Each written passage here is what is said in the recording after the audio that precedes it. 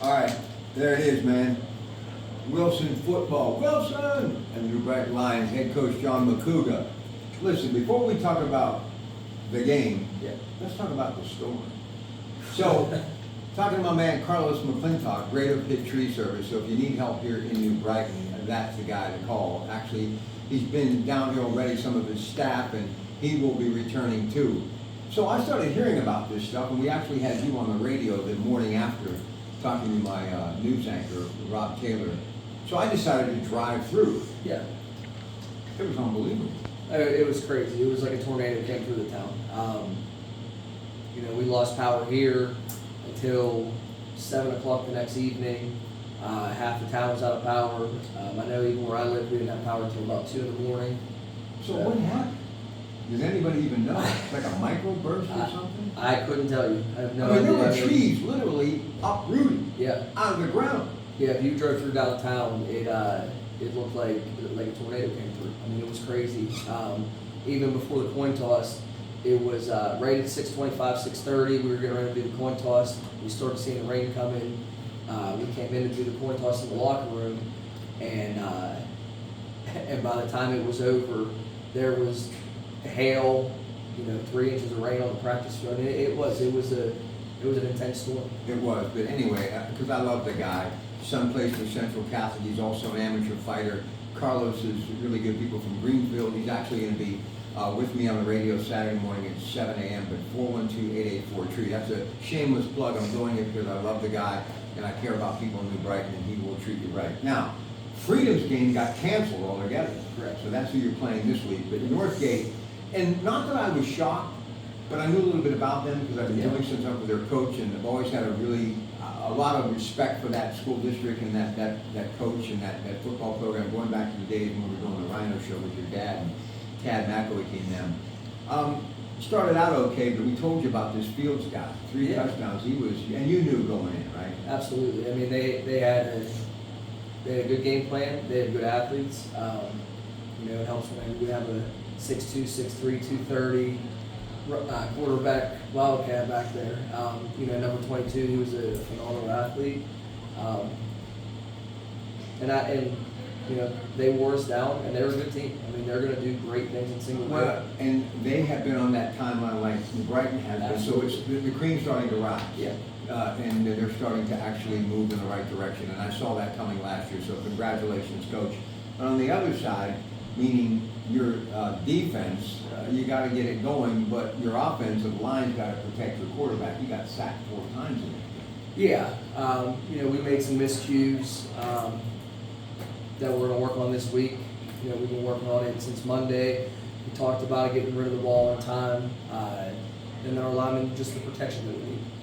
So listen, overall, I'm very happy. It'd be nice to see what happens against Freedom this week. I got loyalties to both, but obviously this is my alma mater.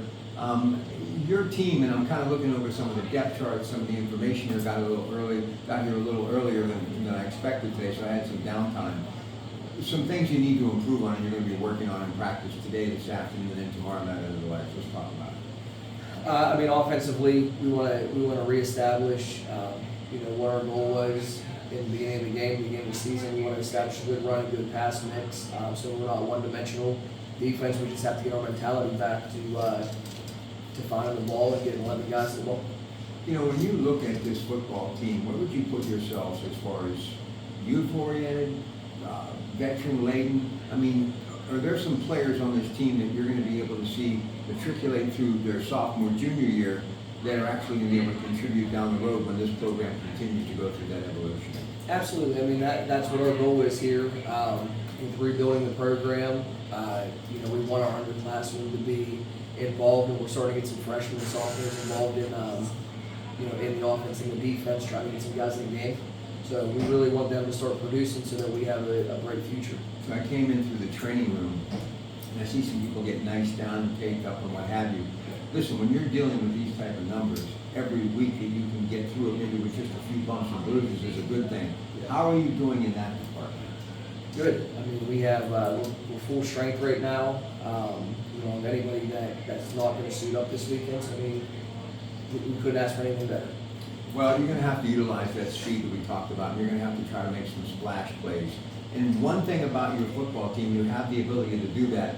The last thing you want to see is getting down by double digits early.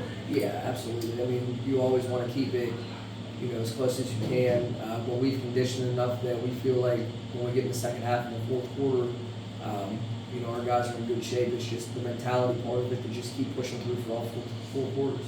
Well, the last thing we're going to talk to Coach Macuga about, we're going to try to catch up with him every week, either on Wednesday or Thursday, depending on our schedule. So we're going to try to keep this rolling. One of the things, it's amazing how a couple of wins will make a big difference. And I don't know if it's the old Macuga mentality and that Grove Avenue thing, but man, and I know you come from a big family, but it seems like a lot of people are really buying into Brighton football. Yeah, I mean, it's great to see. Like you said, a couple wins, really gives the town a spark again, and piques the interest of everybody in the community. So like I said a couple weeks ago, the good, the bad, the ugly, hopefully everybody's behind us the whole way through, and we have a great rest of the season. Now just remember though, because your dad and I, we all love movies, right? Lightning sometimes can go against you, but it can also be the sign of things to come. Remember the movie The Natural? Yep. With Robert Redford, man. That lightning struck, man, when he cracked that ball off that bat. So maybe last week now it's going to be the calm after the storm, and this team's going to be able to get locked in and move on down the road in a positive way. This rivalry though there's a lot of rivalries for you guys, but this is one that goes way back, Freedom. This is a great backyard brawl. You got West Virginia and Pitt obviously this weekend at Acashore, 93.7 The Fan. We'll be talking about it all. Coons Market Black and Gold Sunday Show, big part of what we're doing here with these broadcasts, obviously. Got a Coons Market in Hopewell, good folks at the Brighton Hot Dog Shop. This is one that you really want to be a part of because it's been around for 50, 60 years. I mean, this is a big rivalry.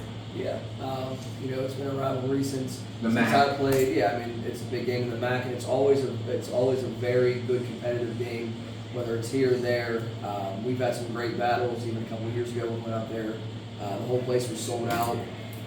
5 rows deep on the fence. So we're hoping to do that again this week. Well, I got to tell you, I came from Geneva College early, and Tommy Contenta was over there assisting, but he, of course, was a great player here. The Jeff Belts, who was at Geneva College as a player, now working in the world of education, doing a great job, and former Beaver coach. He was a stud there at Freedom, too. So, I mean, there's a lot of connections to this rivalry. So how are you feeling? Doing okay? Yeah. Enjoying it? I enjoy every day, right? I love the game. I love coming here with these guys, trying to give the knowledge that I have of the game. My staff is always, they bought in from day one when we started talking, and, like I said, they work harder than any other staff I've been around. All right, well, listen, and the New Brighton Football Mothers, the Gridiron Club, people love to gather at the old Oak Hill beds before and after the game. This is family, it's New Brighton, and I'm just glad to see that this team is doing some good things this year. It couldn't happen to a better guy, and we'll try to stay in touch throughout the season. It's your Pratt Pack back on the radio tonight after local news at 7, but also, don't forget this weekend, those Coons Quality Food Sports Reports, Saturday and Sunday morning, in the Coons Market Black and Gold Sunday Show. We're going to try to do a Steeler thing tomorrow night. What do you think about Justin Fields? Speaking of quarterbacks who can scoot like Fields did at Northgate, Justin Fields can run the football, can he not? He can, and I would be lying if I say that I got to watch the game. I was a little preoccupied. Film, man. Film. Sundays, film. Anyway, listen, it's always a pleasure. Thank you so much. Absolutely, thank you. The legend of that Macuga family lives on, and he is a big part of it. Johnny Macuga, head coach Macuga, it's your Pratt Pack. Don't forget, radio tonight on the radio, and you got to tune in this weekend. Coons Market Black and Gold Sunday Show. We'll get you ready for the Steelers in Denver, and of course, everything that is college football, including the big backyard rivalry. It's Pitt and West Virginia. You'll hear all that action on 93.7 Fan. Till later tonight on KDKA. Have a great day from Oak Hill Field in New Brighton, Pennsylvania.